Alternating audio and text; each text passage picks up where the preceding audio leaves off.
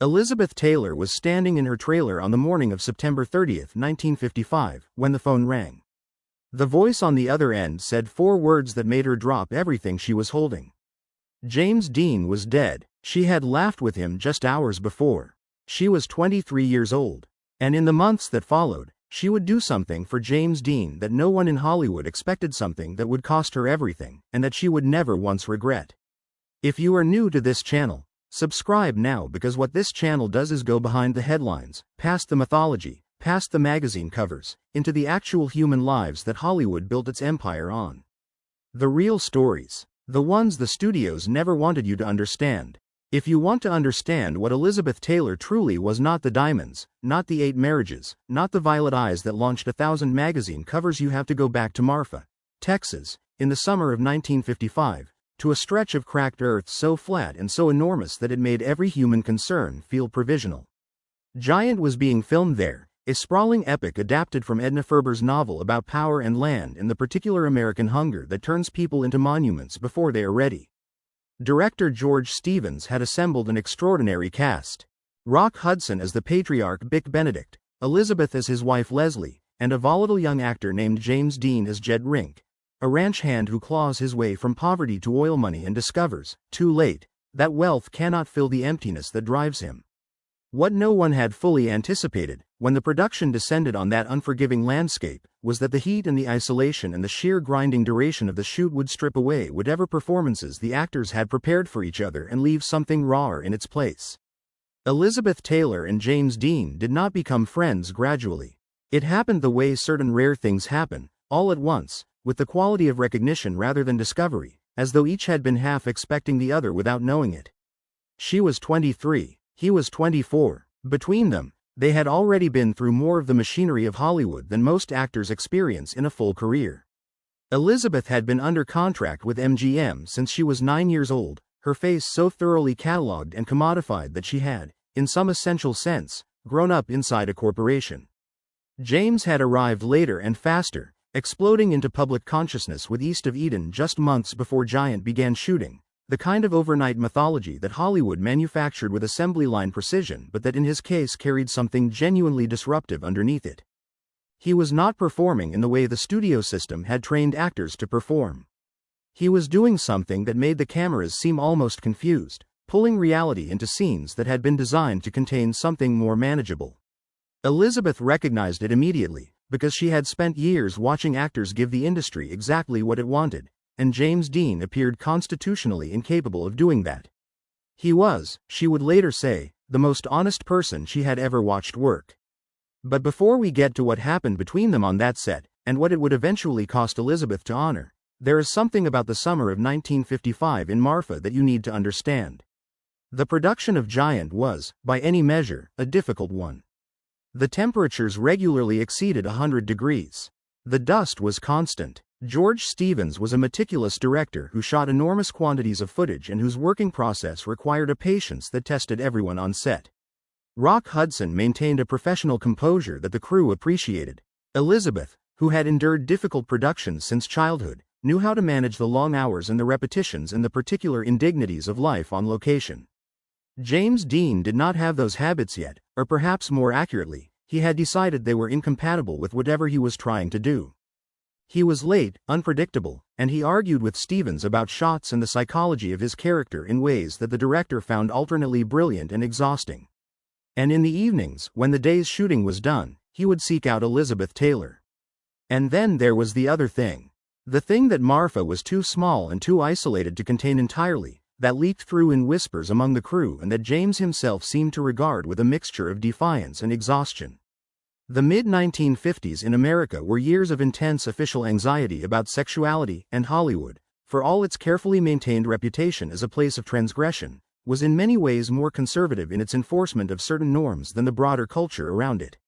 The studios controlled what their stars could be seen doing, who they could be seen with, what stories the fan magazines could print.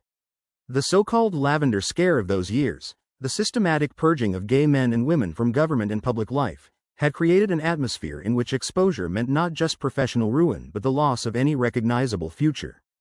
James Dean's personal life did not fit neatly into the categories the industry preferred, and he knew it, and the people who managed his career knew it, and the knowledge of it hung over him in ways that Elizabeth could see clearly because she had spent years watching the studio system apply its particular pressures to people she cared about. She did not make a point of discussing this with him. She did not need to. What she gave James Dean was something simpler and more valuable than any particular discussion. She treated him as though none of the machinery surrounding him had the right to define what he was, and in an environment where nearly everyone in his life had an institutional interest in managing his image, she was one of the only people who seemed to have no interest in managing him at all. What they talked about in those evenings has been reconstructed from interviews that Elizabeth gave over the following decades, from accounts left by crew members who occasionally witnessed fragments of their conversations, and from the particular texture of what Elizabeth said and did not say when James Dean's name came up in the years after his death. What emerges is a picture of two people who had each, in their different ways, been turned into a product by an industry they had entered too young to resist, and who recognized in each other the cost of that process. James talked about the acting, obsessively, about what it meant to find truth inside a constructed situation, about the Stanislavski methods he had studied and the way they conflicted with the rhythms of studio production. Elizabeth listened in a way that people who knew her described as unusual, because she was not a person who generally listened to long theoretical discussions about craft. But James Dean was not conducting a theoretical discussion. He was describing something that felt, to Elizabeth, like a diagnosis of the illness she had been living with for 14 years without having a name for it. The last weeks of the shoot were intense for different reasons. Giant was in its final stages, and the scenes that remained included some of the most demanding in the script. James was filming the sequence that would become perhaps his most celebrated work in the film, the banquet scene in which Jed Rink, now wealthy and drunk and utterly hollow, delivers a disintegrating speech to a room full of people who have come to celebrate him. It is a portrait of a man who has achieved everything he wanted and found it completely empty, and what James Dean did with it would later convince many critics that he was capable of work that went beyond what anyone had yet seen from him. He was also, by this point, exhausted and distracted, talking increasingly about California, about a sports car race he wanted to enter, about the feeling of driving fast on open roads that he described to Elizabeth as the only time he felt fully present in his own body. She told him to be careful. He told her that being careful was a way of being half alive. It was not an argument. It was a conversation between two people who understood each other well enough to disagree without it meaning anything was broken. He left the production before she did. The final dubbing work remained, and there were scheduling complications that would eventually mean that James Dean died before completing all of his post-production obligations on Giant, leaving the crew to piece together his remaining scenes from what had already been recorded. Elizabeth was still in Texas when the call came on the morning of September 30, 1955. A Porsche Spyder he had named Little Bastard had collided with a Ford Tudor on a California highway near Colame, at a junction called Blackwell's Corner in local memory, and James Dean had died at the scene. He was 24 years old. The film that would cement his legend had not yet been released. He had been famous, in the full public sense, for less than a year. What happened inside Elizabeth Taylor in the hours after that phone call is something she described in interviews as a kind of structural failure, as though something load-bearing in her understanding of how the world worked had given way all at once. She was not a person who collapsed easily. She had been trained from childhood to compartmentalize, to function through grief and difficulty and the constant low-level violence of being a public figure. But the death of James Dean refused to be compartmentalized. It required something from her that she was not prepared to give, and for a period of days she simply stopped being the person the industry had assembled. The crew who saw her during that time described someone who had gone very quiet in a way that was more alarming than distress would have been. And this is where the story becomes something other than a story about friendship and loss. Because what happened next, what Elizabeth Taylor did in the weeks and months after James Dean's death, and in the years and decades that followed, was not what Hollywood expected from a grieving friend. It was not a memorial, not a tribute, not the kind of public mourning the industry was comfortable staging and photographing and filing away. When studios lost stars, there was a protocol. Statements of sorrow from executives, a carefully managed wave of tribute coverage in the fan magazines, and then, with remarkable efficiency, a pivot back to the business of making money. Elizabeth Taylor did not follow the protocol. What she did was considerably more disruptive, and considerably more personal, and it would set the template for every act of loyalty and defiance that defined the rest of her life. Warner Brothers, which had produced Giant, moved with the efficiency of a company that had been through this before.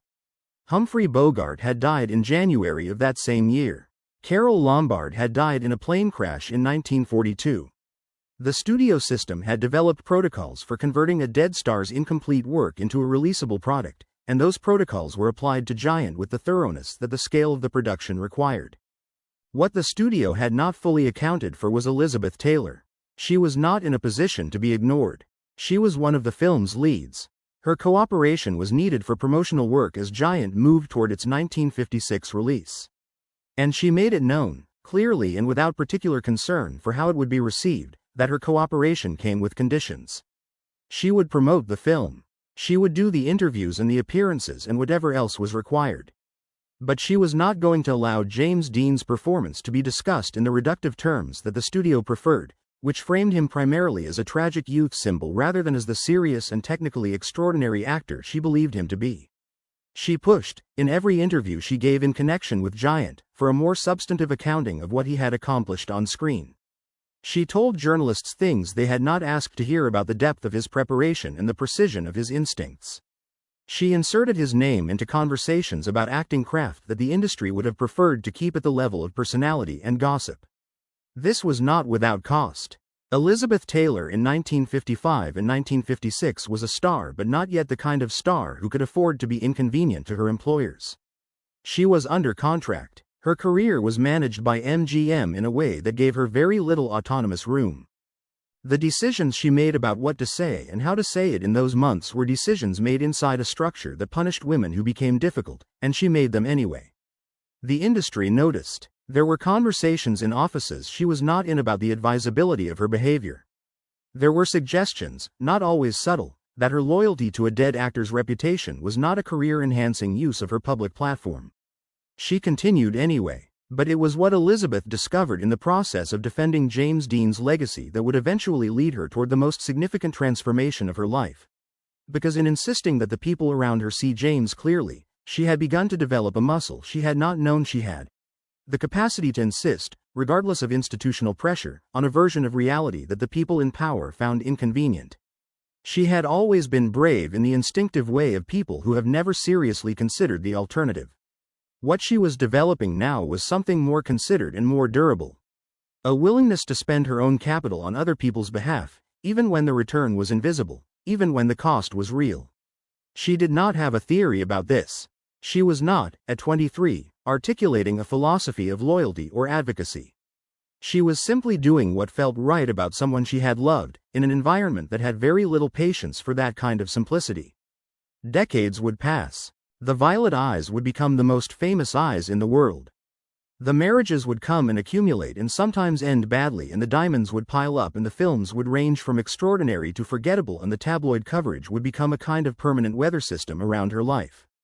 But the thing that began in Marfa, Texas, in the summer of 1955, the thing that crystallized in the silence of a trailer on the morning of September 30th of that year, did not disappear.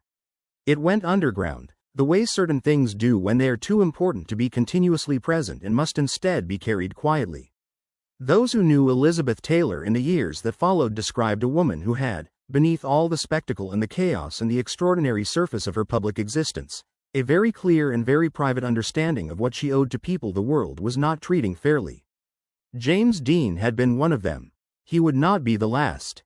The banquet scene in Giant, the scene James Dean filmed in those final weeks in Marfa, is still, more than 60 years later, one of the most discussed sequences in American cinema. Film historians describe it as a masterwork of physical and psychological deterioration, a portrait of a man who has made himself into a monument and discovered that monuments are lonely. Elizabeth Taylor, watching the rushes with the rest of the cast and crew, saw something in those takes that she said she had never seen from any actor before or after. She wept, by some accounts, though she would have been unlikely to confirm this to anyone who asked. What she understood, watching those frames unspool in a projection room in Texas, was that James Dean had accomplished something that would outlast every other element of the film, including her own performance, including Rock Hudson's, including the enormous production values that had consumed so much of the studio's budget and energy. He had put something true on film. And the world, in the years after his death, would recognize it as such, the way the world occasionally does recognize true things, even when it takes a while. Elizabeth Taylor understood that too. She had watched Hollywood's relationship with truth for long enough to know that it was complicated, that the industry's instinct was always to manage and package and reduce, and that the things that survived that process intact were the things that had been made with enough genuine force to resist it. James Dean had that force.